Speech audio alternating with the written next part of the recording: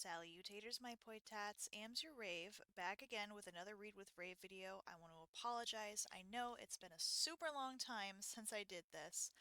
Um, so I had to refresh myself up on the last time I did one. And if you guys would like to refresh as well, considering how long it's been, I will have a link to the playlist down below in the description. Also, a couple of disclaimers. Disclaimer number one, to avoid copyright infringement, I have already gotten permission from the authors of these stories, as the authors are either myself or my friends, and depending on what story I am reading, I will have a link to the social medias in the description. Disclaimer number two, Read with Rave is not meant for children, as the target audience is young adults and teens. So if you are a smaller child, please jump off this video and go watch my gaming or speed paint videos. Today, I will be reading The Crossroads Planet, Book 1 of the Crossroads series by Robert Field. Chapter 16. Gloriously refreshed, Crystal awoke rather late and alone. She looked around at the small attic bedroom. Brilliantly lit, snow-covered hills could be seen outside of the small gable window, casting plenty of light into the room. Lance had evidently arisen earlier and opened the curtains. She could hear voices in another part of the house and could smell food, so she decided it was time to get up as well.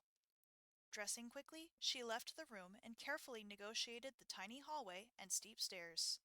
She entered the kitchen to find Lance stacking firewood in its niche near the kitchen stove. "Good morning, lover," he said quietly. "I let you sleep.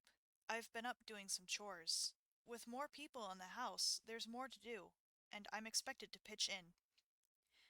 Crystal felt guilty. "Is there anything I can do to help?" "Not at this point. But I'm glad you're willing. As soon as the family finds out, they'll be only too glad to give you all the chores you can handle." "I have a feeling that I should, especially if I want to make a good impression on your folks." "Well, a good start would be to help clear the dishes after breakfast, and possibly even help wash or dry."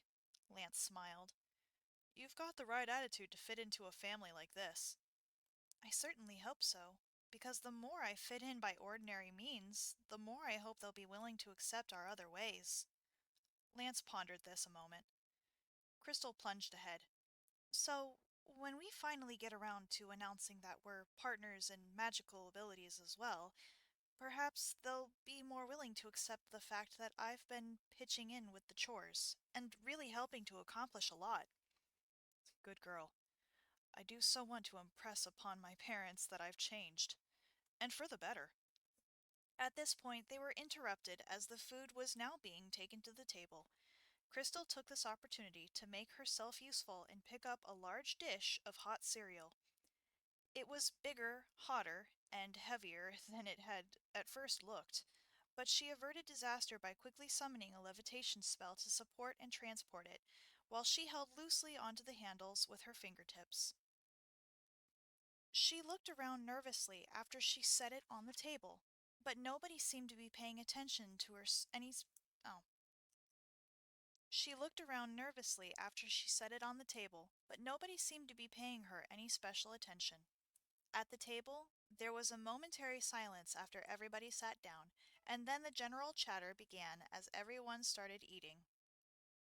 Crystal was thinking how much she had actually gotten used to eating in silence, or quietly conversing with Lance. As it was, the mealtime atmosphere here was a little unnerving, and nothing she was used to experiencing. Lance was right at home, talking first to his parents, then to his siblings, back and forth between mutually exclusive conversations, apparently without losing track of it all. There seemed to be more people at breakfast than there had been at dinner. Crystal had been introduced to less than half of them. Some of them possibly might be aunts, uncles, or cousins. Evidently they would each make their own introductions in due time, or Crystal would have to introduce herself. The meal itself was a departure from her normal light breakfasts. This family ate heartily and well. Soon it was over, and Crystal did her best to be busy with clearing the table and assisting with the dishes. After breakfast, she followed Lance upstairs to the bedroom. "How'd I do?" she asked. "Well enough, dear. These fitting pretty well so far." "Thanks. I had a nervous moment with the hot cereal. I nearly dropped it. I rescued it with a levitation spell." Lance grinned. "I thought you weren't holding the bowl really tightly. Normally that thing requires a firm grip and a couple of potholders to carry properly. I think that should have impressed them. Not that they'd say anything much." "Yeah, well, I also facilitated my dish drying by keeping the dish towel heated." "I missed that one."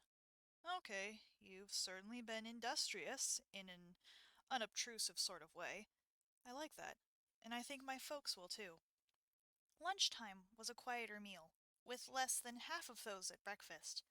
Crystal helped more with the preparation of the meal as well as the cleanup. Lance's father and a number of his siblings were up helping in the mine. After lunch, Lance took Crystal up to see the mine. This particular mine was mostly a horizontal working, entered through the side of the hill. Tunnels extended for miles past worked-out sections until the active parts were reached. Hand-powered operated small carts which ran along metal rails providing access. Operations consisted of removing the ore from active workface, crudely sorting it, and storing it in the previously mined sections. In the spring, after the snow melted, the ores would be taken to the processing plant. Crystal noticed that they were using magically spelled lamps, which produced light on demand with no flames or heat. The only actual flames were in the safety lamps, where the flame would flare up if a dangerous quantity of flammable gas or particles were in the air. They were also using magically enhanced tools to assist in the removal of the ore from the active face. She noticed because she used her spirit sight, but otherwise the tools had an ordinary appearance. Surely they know they're using magical items. Why should they disparage magic talents? She thought. That afternoon she assisted with setting the table for dinner, using levitation to control large stacks of china. Quickly she was able to perform her share of the preparations and returned to the kitchen to render further assistance. Again, there was no overt notice of the use of her magical talents. Lance and Crystal had decided that tonight they must announce their joint studies in magic. Lance had said that he would select the most auspicious moment to broach the subject. The dinner progressed in its normal noisy fashion until about the dessert course, when Lance took advantage of the rare lull in the conversations to get the attention of the entire table. He quickly caught a few eyes. "Mother, Father, Crystal and I have some news for you." The few remaining side conversations ceased. It was working. "The first thing we have to tell you is that Crystal has a strong potential for adept class skills. She already has acquired minimal skills at the master level as a result of the initial training she received only this term." He paused. Suspicious expressions were forming around the room. "The next thing is that since I met Crystal, my own powers have been increasing, so that now I am well advanced through my apprentice training and almost qualified for the journeyman training." He paused again. The suspicious looks were softening just a little. "Thirdly, I am no longer majoring in healing. I have not selected a new major yet, but my aptitudes appear to lie in other areas. Finally, when I am assisted by Crystal, my skills are solidly at journeyman level. I have been proceeding with the training in basic magic skills, and I will choose a new specialty in due course. Crystal has not selected a specialty either, but shows remarkable aptitude in a number of fields, without, I might add, any special training in those areas. With concentrated training in a particular subject, she could go very far indeed." He looked around the room. The suspicious looks were back. "I am saying this to you on my behalf as well as Crystal's, because we wish for you to accept us as we are, with no deceptions. We will be here for the next 2 or 3 months, maybe more. We would like to be of the greatest use during that time, and assist the family with our talents as we may." Crystal, looking steadily at Lance from across the table, nodded in agreement. There was silence for a moment. Finally, Lance's mother spoke up. I don't know about this. Isn't it just a little unfair using talents that nobody else has? It would mean that while everyone is scrambling to get their share done, you two might be done in very little time and then be sitting idle while others finish their work. No, Mother. First, we could do very difficult tasks that others might have to team up to accomplish. One of us could do them alone. Second, of simple tasks, we could accomplish more in a given time. Dad already used his talents of seeing the stability of solid rock and foretelling rockfalls. I don't understand the objection to the use of magic abilities. After all, you did send me to the College of Magic, and it's magic we're learning. Lance's father spoke up. This is a major revelation that you two are making here. I don't want to make any hasty judgments, so I think that I will consider the matter and converse with you two at greater length later, perhaps tomorrow.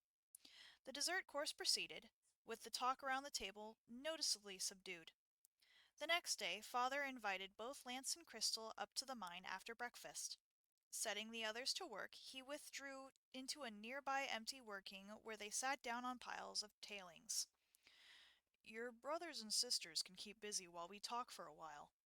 I suspected the need for this talk would come someday. Your mother and I do not always see eye to eye regarding magic. I don't think your mother wanted you to receive magic training. She did want you to be a healer, though. Healers are trained at the College of Magic, inasmuch as the talents required to be a successful healer certainly border on the realm of magic if they are not wholly within it. I realized when you left for school that healing might not always be your major, so in a way, I am prepared to accept your announcement. Mother, however, has not seen the connection between healing and magic. She even refuses to think rationally about magic talents, which I possess, minor though they may be. I think she rationalizes it by the fact that I received no formal training. You, however, have evidently left the world of healing far behind, and are now receiving formal training for magic talents, which bear little in common with healing, and consequently, your mother's rather disturbed. I personally wish that I had some formal training. I might thereby have been able to make better use of my talents. I am pleased that you have found some genuine talents in you and are now seeking to build them into respectable skills. Now then, about Crystal. Thy pardon, miss. I wish to speak frankly, but my words should come as a compliment to both you. Son, thee has been a lecher and womanizer for the worst sort in my books. I am therefore pleased to see thee consorting with one, a girl whom thee shows every intention of committing the rest of thy life to being with. Not only that, but she is of an entirely different character than the floozies thee had known in the past. The two of you share a common interest, you complement each other well, and furthermore, you two act as if you've been married for years. I could not be more pleased. If you two complete your training as you plan now, I can see that Crystal will be the more skilled of you. Should you start some joint business endeavor, Crystal will likely be the expert and you the assistant. That's not a bad thing. Just because so many believe in the subservice of women, as long as you two are prepared to deal with any criticism, and do not harbor any silly notions that the relationship between you two should be turned upside down for purely chauvinistic reasons, you'll do just fine. Crystal, some words for you. I have no doubt that you are well and truly able to practice the skills that you do with certain knowledge of the outcome of each invocation, but I would be careful about blatant displays of your skills around Mother. She will grow accustomed to the notion eventually, but for the short term, she's afraid. Mere demonstrations will not change this. I do not know much of this heart bond you speak of, but I do see that you two are well and truly joined together. I don't see how the fancy ceremonies will make you two any better acquainted than you are now, and most likely cause more problems than it would solve. Your mother and I had no formal wedding, so I don't feel that you two need it either. My blessings on both of you. May your lives be long and fruitful. I think your mother would like to see some grandkids, but if I were you, I wouldn't rush into it just yet." He smiled at them, put an arm around each of them, and squeezed, then strode back out into the new run that was being shored up. Several hundred yards of new work face were exposed, ready to be worked once the timbers were in place. Lance and Crystal left for home and lunch, while Father and his crew of kids stayed on. It was a week later that Crystal found herself helping out in the mine. She was levitating a bundle of timbers along the already shored work face towards the far end where it was still bare rock. Crystal was making it a practice to always keep several filaments of the spirit winds handy for instant usage, especially since the underground filaments tended to be sluggish. She kept her spirit sight active so that she could acquire new lines and release others as she moved along. The underground filaments did not like to stray too far from their normal courses. Suddenly, there was a disturbance in the normally stayed underground filaments. Instantly afraid, she stopped and gently set the timbers down. She canceled the levitation spell and gathered the residual energy from the spell into herself. Then there was a noise from the tunnel ceiling above her, a cracking sound. "The ceiling is giving way," she thought. Quickly, she created a grid of energy lines just under the roof of the tunnel, extending as far as the disturbance did. Fortunately, it seemed to be rather localized. At the same time, she mentally contacted Lance, telling him of a potential cave-in. No sooner had she completed the grid than the ceiling started to give way. Quickly, she fed a large amount of energy into the grid so that the lines were visible even to ordinary sight. Just in the nick of time, too, for suddenly she found the grid supporting the entire weight of the ceiling. The grid sagged, but held. Footsteps approached. Lance and his dad. Father's eyes went wide as he observed the rock's configuration. "How long can you hold it like that?" he asked quietly. "I think I can hold it 5 minutes, maybe 10," she said through gritted teeth. "Just hold on, then, while I fetch the kids out. They ought to be up ahead somewhere. Lance, son, you stay with Crystal. Help if you can." Quickly but softly, he walked on past. In a minute, family members started filing quietly past, moving quickly but calmly. Finally, Father reappeared. "Now, Crystal, if you can, here's what I'd like you to do. We can't shore up the tunnel in less than 10 minutes, so we're withdrawing. You need to start walking out, letting the tunnel collapse behind you. Everyone's out except us." Crystal complied and started walking backwards with Lance guiding her. She canceled the grid at a point about 20 feet back, and the rocks started to fall. As she walked backwards, she extended the grid towards the adit. After they had progressed 50 yards, no more rock fell, and she canceled the spell entirely.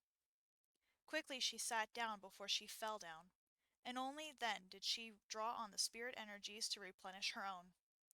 Restored, but beginning to get hungry, she stood up again. "I've got my energy back now, but I'll be hungry soon. I think. I'm not sure I could have held the ceiling much longer." "Crystal, you did just what was needed." Father looked pleased. "I was able to get the kids out, and you were able to let the roof go in a controlled fashion as we withdrew. I don't think I could have asked for better." Lance suddenly got a twinkle in his eye. "Mother won't be able to argue about this one, eh, Dad?" Everyone went home for lunch that day, and no more work was done that afternoon. Father pointed out to Crystal that if more rock was going to fall, it would do so within 12 hours. By next morning, the roof should be stable again. Word of the upcoming elections had been beginning to filter into the village, and today an official notice of the tentative election schedule was being posted on a signboard on the village green. A small cluster of villagers had gathered to read the sign. The first election was scheduled for a week hence. Walking back to the house, Crystal addressed Father. "I've been on this planet for a while now, and most likely I'm here for good. What kind of status do I have as a resident?" "That's a good question, Crystal. I'll have to check with the mayor of our village. You ought to have some status even now, and when you and Lance are set up households somewhere, your status will be even better.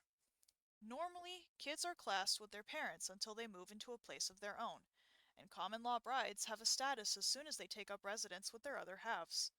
They merely have to affirm their status to the local government, at which point the relationship is officially confirmed, and binding as well. You and Lance don't have a separate household yet, so I don't know how things will stand. I do know that cohabitation at the university does not count as co-residence. That afternoon, Lance and Crystal went out of the house and wandered up the snowy path that led beyond the mine entrance further into the local hills. Shortly, the snow became too deep to walk further, and Crystal invoked a self-sustaining levitation spell they had used for the extended horseless travel.